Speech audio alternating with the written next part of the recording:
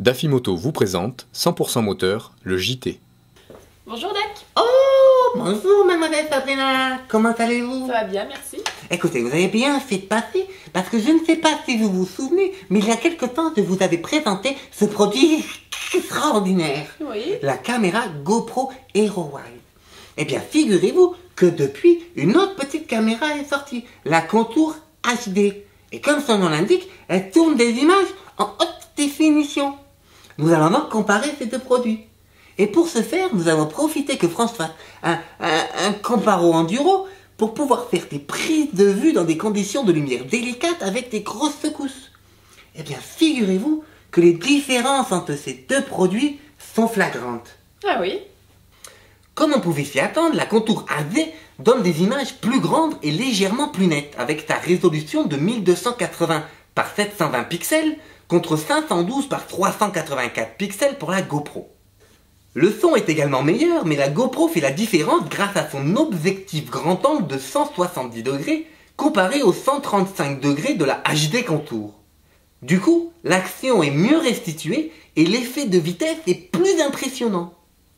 La GoPro semble également mieux réagir aux faibles lumières. Côté stabilité, les deux caméras se valent.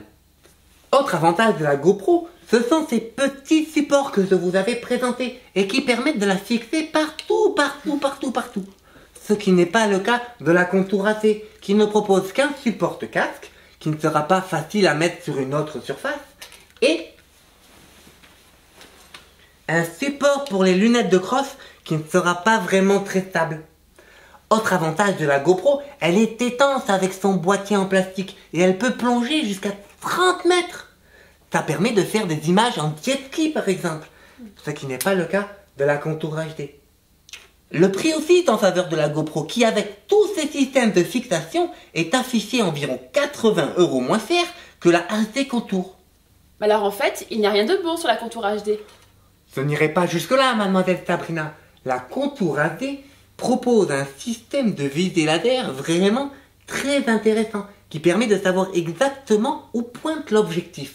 De plus, elle est alimentée par une batterie rechargeable bien plus pratique et moins coûteuse que les piles de la GoPro qui s'usent très vite.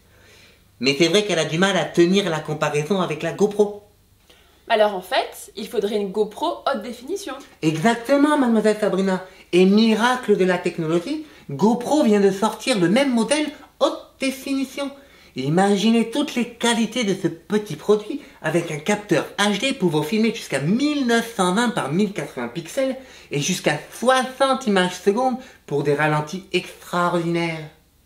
Bon, c'est sûr, elle est un peu plus chère que la HD Contour, mais les images sont vraiment sublimes.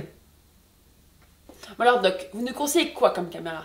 Écoutez, mademoiselle Sabrina, si vous voulez simplement filmer vos exploits et faire râler vos petits copains sur le web, la GoPro Hero Wide suffit largement à moins de 200 €.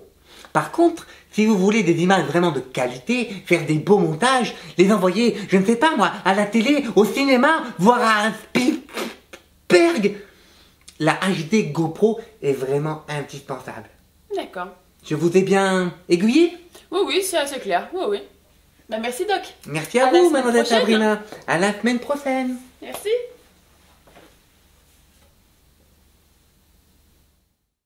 Oh, bonjour. Ah bah quand même. Ainsi.